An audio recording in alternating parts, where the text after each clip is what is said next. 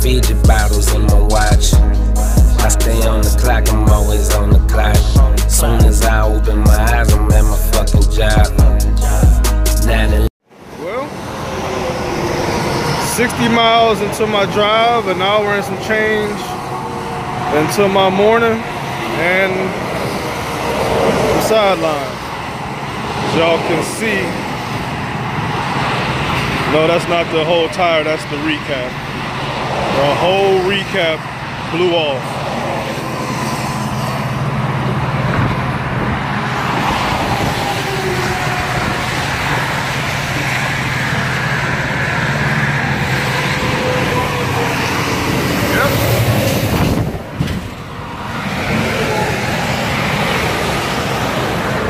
This all happened right underneath the little overpass, and I just creeped on up here because it's a little safer for the tire tech to change it over here.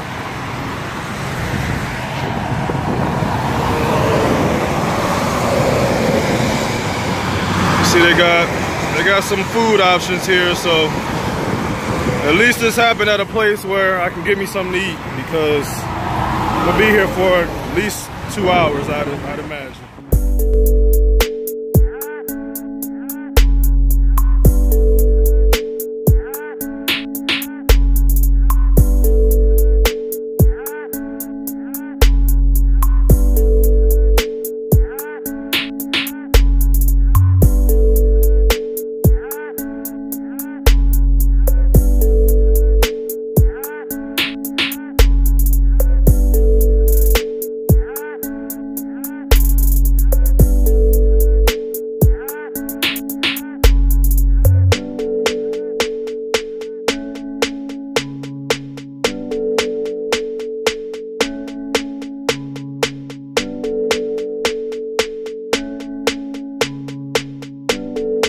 Alright, back at the truck after making the little walk up there to give me something to eat.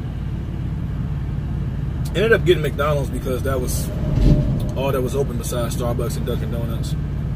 They have Panda Express in these Oasis that they have out here, service plazas, Oasis, whatever, it's all the same. In Illinois, I've driven by them several times over the last 17, 18 months that I've been on the road. And I've always wanted to stop, but every time I drive by, I'm like, I'm either working with a time frame where it's not conducive for me to stop, or I'm just in my groove and I don't feel like stopping. But every time I drive by, I'm like, man, because I like Panda Express, and we don't have a lot of options, you know, available to us as far as truck stops go. You know, you either have to get an Uber. Sometimes you look up and it's a decent place within walking distance, but most of the time, man, we're dealing with the same food options over and over again. So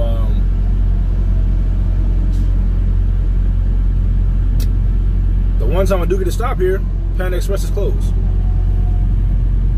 So it is what it is. At least I was able to get something to eat, because last time I had the trailer tire blowout, it blew up first and foremost. I heard a loud explosion. I look in the mirror, I see rubber flying everywhere. At least this time it wasn't that bad. It was more subtle. I heard a pop. I immediately heard air leak, and I looked in the mirror. I knew what it was immediately, but I looked in the mirror and I could see the tire was flat. But that happened about a half a mile before I got to the overpass, and I had to jump over 2 lanes. I was riding the third lane at the time, and I looked around, and you know, the cars and trucks are coming by at highway speed, obviously. Nobody was really moving over, switching lanes, or slowing down, and I just said, this doesn't seem like a safe place for the service technician, or the tire tech. So I creeped on up to where I'm at now, and in the process of doing that, that's when the recap actually just rolled off, and I actually had to go pull it onto the shoulder. It wasn't in the middle of the entrance ramp lane, but it was over the white line, so I had to pull it over to where it is right now. But the good thing about this is, like I said, the location for this blowout to happen is pretty good. I'm in a safe spot for myself and the service technician that's on the way. I was a short walking distance away from getting something to eat. And somebody might be wondering, well, why didn't you just eat before you got started? Last night I stopped. Well, last night I slept at the shipper. I went there, I picked up my load, I went to sleep on their property. So I woke up, there was no food options. My plan was to drive for about 3, maybe 4 hours, because from the shipper it's a 7-hour drive to where I'm delivering at. But obviously I didn't make it that far. I got an hour and a half into my drive and the tire blew out. So, like I said, luckily for me, this happened where it did, because last time I dealt with this, I was literally, I think, 5 miles away from this Love's that I was driving to. I was training Sony at the time, so he was in the back.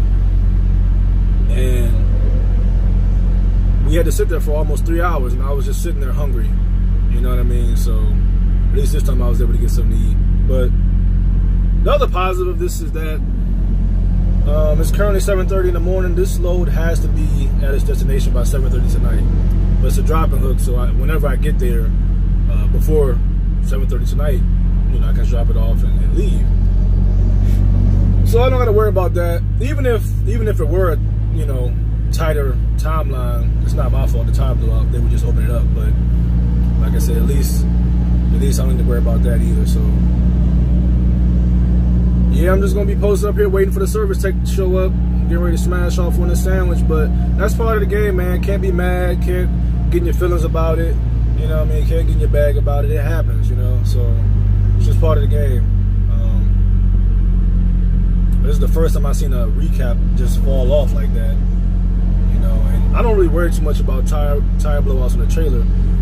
I've had a steer tire blowout once, and that was scary. I never want to do that again. But trailer blowouts, you know, it's not too big of a deal. But like I said, I guess all things considered, it worked out the best it could have. So with that said, you know, I'll be coming back at y'all a little later. I guess if something else eventful happens. But yeah, as always, man, until next time. I stay on the clock, I'm always on the clock.